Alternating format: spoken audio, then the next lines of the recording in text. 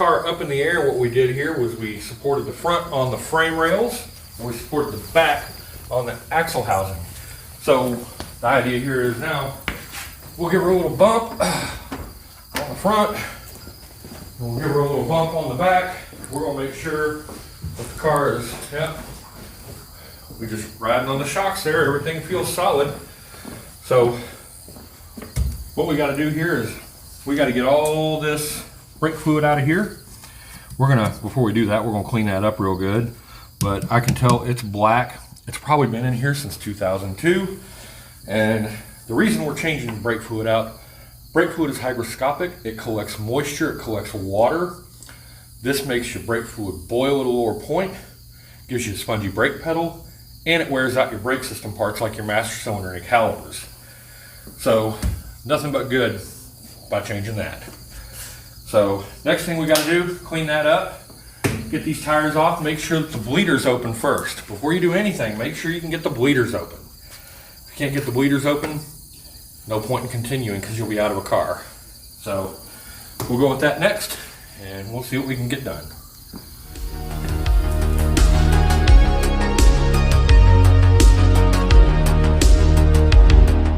One thing we'll go over at the end of this is how to properly torque your wheels, because people who over tighten their lug nuts, it pulls the rotor out, it warps the rotor, you get funny vibrations, you'll never find them either. So always important to torque those lug nuts. Okay, we're going to find out if these bleeders come loose. First thing you want to do, take the little cap off. Sometimes they come off like this. This one never was attached to the car, but don't lose these. This keeps crap from getting in your bleeder when you're done. You want to use a 6-point socket, because a 12-point can round these off, because these do get stuck. So we're going to whip in here. We're going to carefully, yep, that one's good. So we'll just tighten that back up. Not too tight though. And we'll go around the rest of the car and we'll do all the rest of these. Okay, so what we got here is our brake flush kit. Basically what I've done here, I went to Walmart, got myself a bottle of market side lemonade, and I drank the lemonade. And while I was there, I got an earwax flush kit. So, and then went down the street to my local farm store and bought some clear tubing that fits the brake bleeders. I took a brake bleeder with me so I knew it would fit. Basically all you got to do here, drill a hole in the top of the cap, leave the cap loose a little bit so it can breathe when you're pumping brake fluid into it. Make sure that the hose is underneath the level of the brake fluid. That way when you let off the brake, it don't suck no air in and you just pump, pump, pump and you're home free. The earwax removal kit, we actually use this in reverse.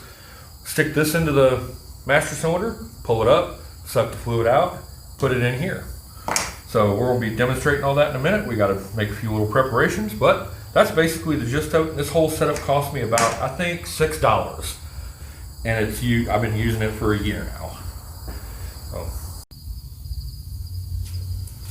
the idea here is clean. We don't want any of this getting into the brake master cylinder because we want clean fluid in there. All right. Also, dirt's not too good for the parts inside, so we'll hose it down. A little bit of brake parts cleaner ain't gonna hurt the rest of this car. We'll get it all nice and cleaned up.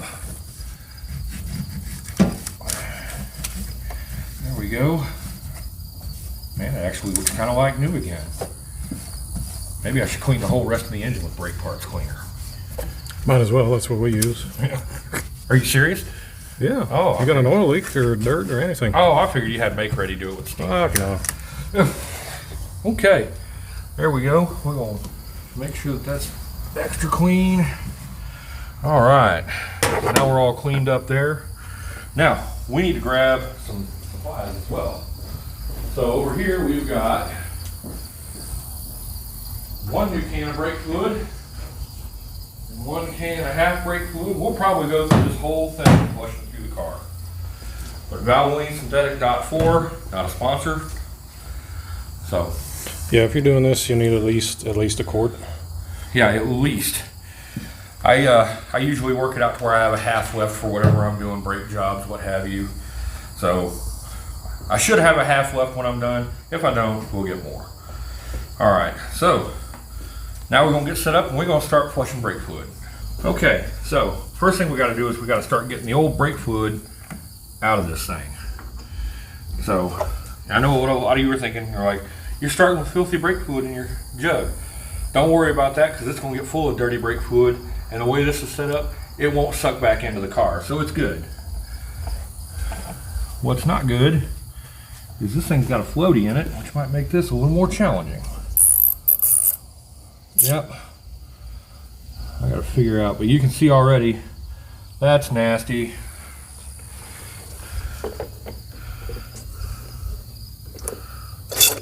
Ugh. I don't know if that floaty will come. There we go. It'll go down a little bit. Maybe we can find some vacuum hose. It's going to be your best bet, otherwise it'll only go down about halfway. Yeah, we're going to have to modify our system here a little bit.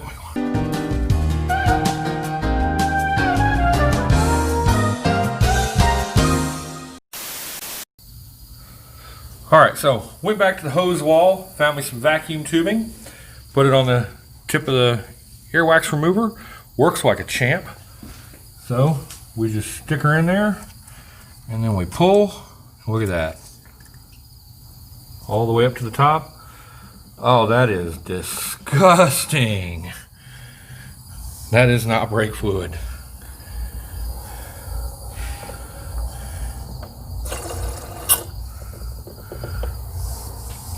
Now we'll get out as much as we can. This car is going to be hard to do this on. Alright, now Dave's about to get in the car and start pumping the brakes. We couldn't get absolutely everything out of the master cylinder, but we're going to wind up a whole lot better than what we did. Now the trick here is Dave should only pump halfway through the stroke of the pedal. Don't run the pedal all the way to the floor. That could score the piston in the master cylinder. And do a pump, do 2 pumps, go check the fluid. Always be checking the fluid. If we run dry, we're sucking air in the master cylinder, and that air is going straight to the ABS pump, and then we got to get the scan tool out to do that. So we don't want to do an ABS bleed right now. ABS seems fine, so we just want to get this old brake fluid out, and that's what we're about to try and do.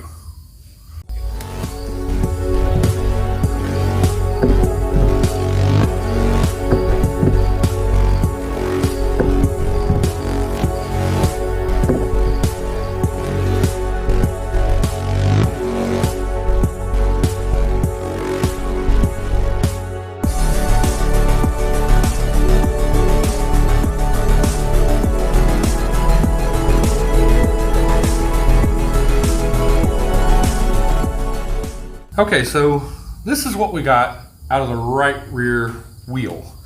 That's always the longest one to do because it's the one that has the longest brake line back up to the master cylinder. But this is terrible. Brake fluid is typically like a really light, like tan color, like gold color. This is completely black. The blacker this is, the more moisture is in it. This brake fluid's way overdue. This is a safety hazard.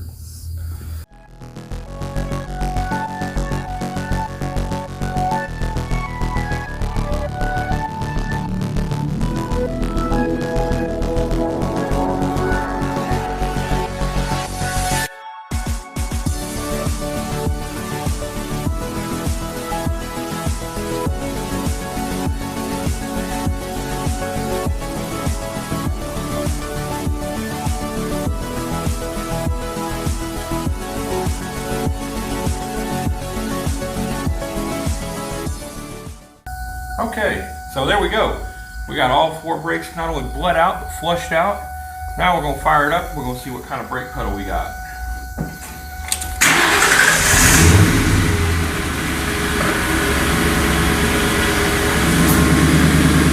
Oh yeah, that's gorgeous. You don't go down. It's good firm. Mission accomplished there.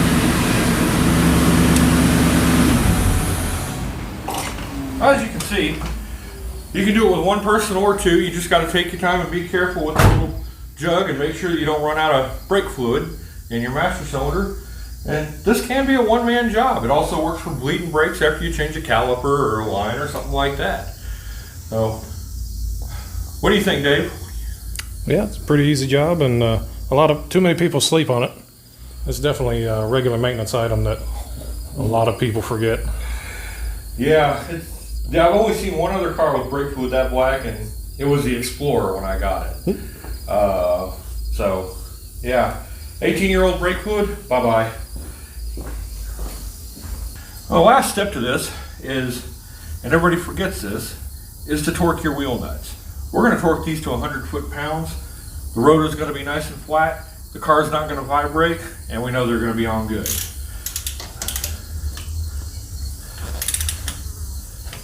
We'll start with the bastard key first. These things always scare me doing this. I never know when that key's going to slip out. There we go. All right.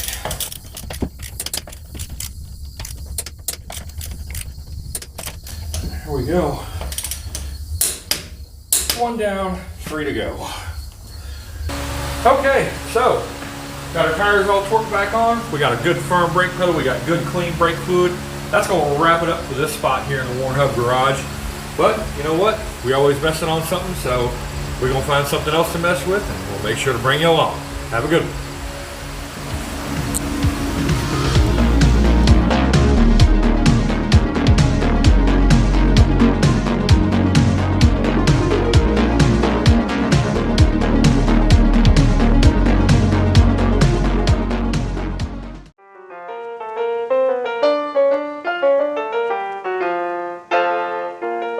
We can film whatever we want, splice in whatever we need.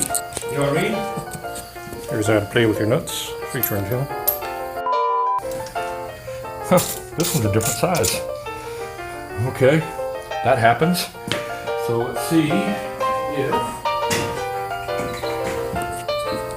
this is the next problem with working in the shop. You grab a tool and you set it down and it's gone.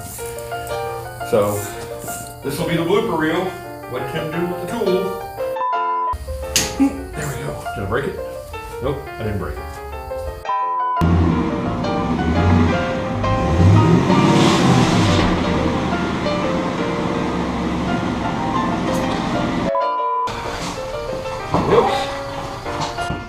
Things you don't want to hear while filming.